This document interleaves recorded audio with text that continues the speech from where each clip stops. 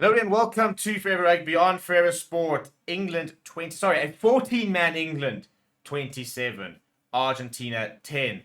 One of the most disappointing performances I've ever seen from an Argentinian side, but one of the most spirited performances I've ever seen from an English side. Scenes out of Marseille, absolutely sensational match. And George Ford, that's all I'm going to say. George Ford, take a bow. That was absolutely phenomenal. That is a performance for the ages. If you are a young fly half, if you're in fact you're an old fly half, any fly half in the world, if you want to watch how you can single-handedly win a game for your team, that is how you do it. You score all the points and you absolutely boss a side which went in as arguably favourites and the higher ranked side. But before we break the game down and to where Argentina were really poor and to where England were pretty good, please do smash the like on the video. Please do subscribe to the channel as well. Worst possible start for England. They went down to 14 men in the 3rd minute.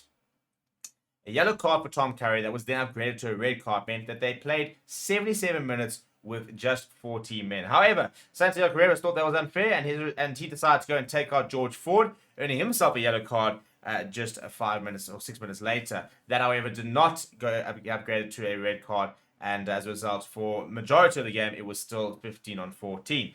But whilst Tom Curry was off, Emiliano Buffelli kicked a 3-pointer before missing a 3-pointer. When Santiago Carreras went off, George Ford then began to start operating. He kicked a 3-pointer in the 10th minute. There was a lot of momentum for Argentina, but they couldn't carve out any try scoring opportunities. It was a bit of a strange period for Argentina because they just couldn't make passes stick. They were dropping the ball, and they just couldn't gel. It looked very disjointed from Argentina. And George Ford, then in the space of about 10 minutes, decided to say, well, you know what?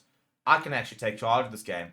I mean, he must have been about 40 meters out, and behind one of the racks, and then decides to drop in the pocket. Bang! Drop goal. That was 27 minutes. 3 minutes later, almost the exact same plays. Bang! Drop goal. Thank you very much. From being 3-3 to all of a sudden 9-3 up. And then 6 minutes later, this time much easier, basically by 22, just drops back in and just chips it over 12 points to 3 at half time. And all of a sudden, an Argentina side who had the numbers, who had the momentum, who had the territory, who had the possession, were trailing by 9 points at half time.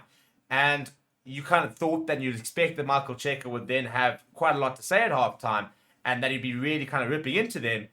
And yet we didn't really see an improvement from Argentina. In fact, England came out, I think, full of confidence, defended really well, and George Ford just silently, kicked their way to victory. There was a late try that went eventually to Rodrigo Bruni. That was in the 79th minute, the definition of a consolation try.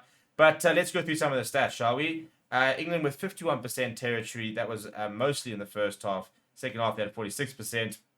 Argentina with 54%, but 6 penalties to 1, 3 drop goals, 251 meters run by England, 283 by Argentina, who beat 21 defenders, 3 clean breaks, more gain line carries, more passes, more offloads. But England much better at the breakdown. 4 turnovers to 1. They kicked twice as much with ball in hand. George Ford, I thought, kicked tactically very well as well. England had to make 148 tackles, making 125 of them at 84%. But it was relentless. They did defend very well.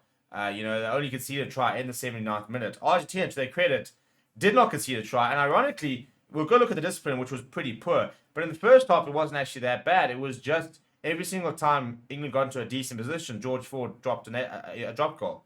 So it was really impressive. George Ford missed 1 kick. Elliot Daly missed 1 kick.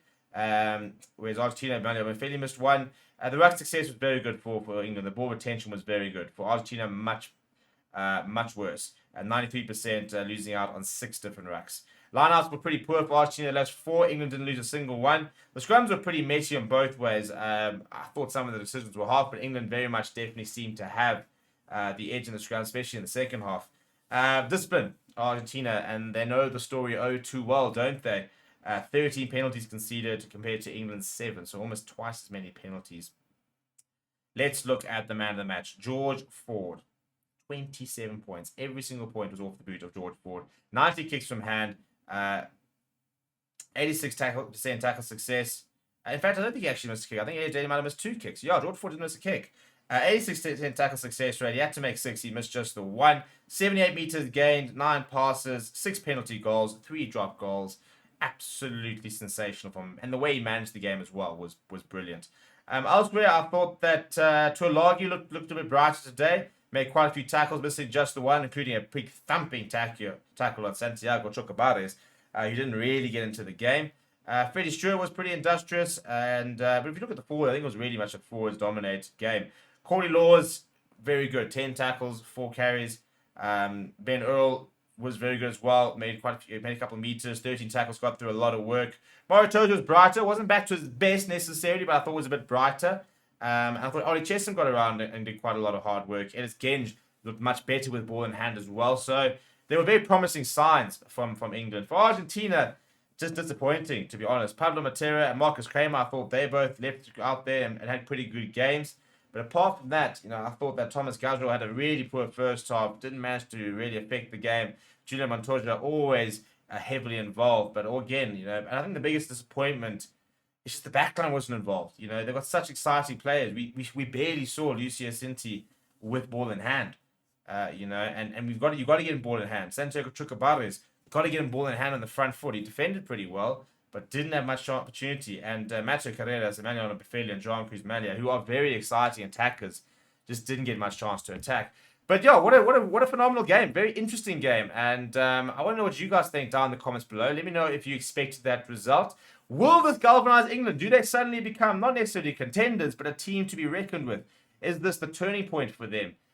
Or is this a bit of a flash in the pan? Similarly for Argentina, how big of a disaster is this? They have been quite good over the last 2 years. Is this a sign of a mentality they can't adapt during the World Cup? Or is this also maybe just put it down to a bad day? Let me know down in the comments below. Smash the like on the video. Subscribe to the channel as well. Thank you very much for watching. My name is Steven. I'll chat to you soon.